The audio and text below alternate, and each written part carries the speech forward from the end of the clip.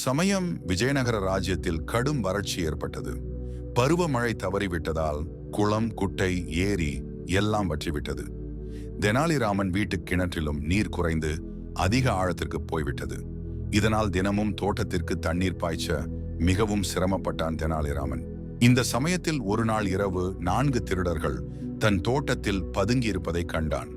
உடனே வீட்டிற்கு வந்து தன் மனைவியிடம், அடியே, நம் நாட்டில் பருவமழை தவறிவிட்டதால் பஞ்சம் ஏற்பட்டு விட்டது. எனவே நிறைய திருட்டு நடக்க ஆரம்பித்து விட்டது. பஞ்சகாலம் முடியும் வரை நாம் மிகவும் ஜாக்கிரதையாக இருக்க வேண்டும். எனவே நாம் ஒரு காரியம் செய்வோம் என்று வெளியே பதுங்கியிருந்த திருடர்களுக்கு கேட்கும் வண்ணம் உரத்த குரலில் பேசினான். அதற்கு என்ன செய்யலாம் என்று தெனாலிராமனின் மனைவி கேட்டாள். வீட்டில் உள்ள நகை மற்றும் விலையுயர்ந்த பொருட்களை எல்லாம் இந்த பெட்டியில் போட்டு நாம் இந்த பெட்டியை யாருக்கும் தெரியாமல் கிணற்றில் போட்டு விடலாம்.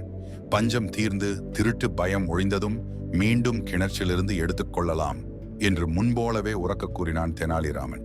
திருடர்களும் இதை கேட்டனர். அதே சமயம் ரகசியமாக தெனாலிராமன் தன் மனைவியிடம் திருடர்கள் ஒளிந்திருப்பதை கூறி ஒரு பழைய பெட்டியில் கல், மண், பழைய பொருட்களை எல்லாம் போட்டு மூடினான். அந்த பெட்டியை தூக்க முடியாமல் தூக்கி வந்து கிணற்றுக்குள் தொப்பென்று போட்டுவிட்டு வீட்டுக்கு திரும்பி விட்டான் தெனாலிராமன். திருடர்களும் தெனாலிராமன் வீட்டிற்குள் புகுந்து திருடும் நம் வேலையை சுலபமாக்கி விட்டான். நாம் எளிதாக கிணற்றிலிருந்து பெட்டியை எடுத்துக்கொள்ளலாம் என்று தங்களுக்குள் பேசிக்கொண்டனர்.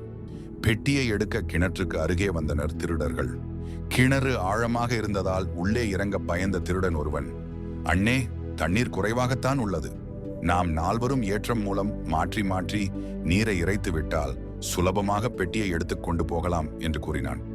அதை கேட்ட மற்றவர்களும் அவன் திட்டத்துக்கு ஒப்புக்கொண்டனர்.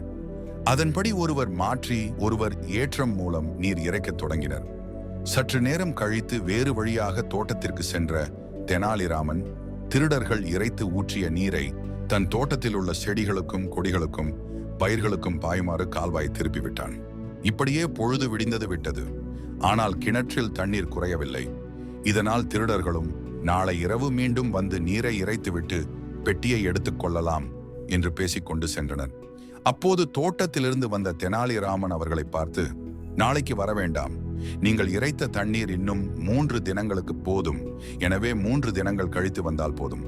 உங்கள் உதவிக்கு நன்றி நண்பர்களே என்று கூறினான். திருடர்களுக்கு இதை கேட்டதும் மிகவும் அவமானமாய் போய்விட்டது. தங்களை ஏமாற்றி நீர் இறைக்கச் செய்த தெனாலிராமனின் அறிவை மனத்திற்குள் எண்ணி வியந்தனர். மேலும் அங்கே இருந்தால் எங்கே மாட்டிக்கொள்வோமோ என்ற அச்சத்தில் திரும்பி பார்க்காமல் ஓட்டம் பிடித்தனர் திருடர்கள்.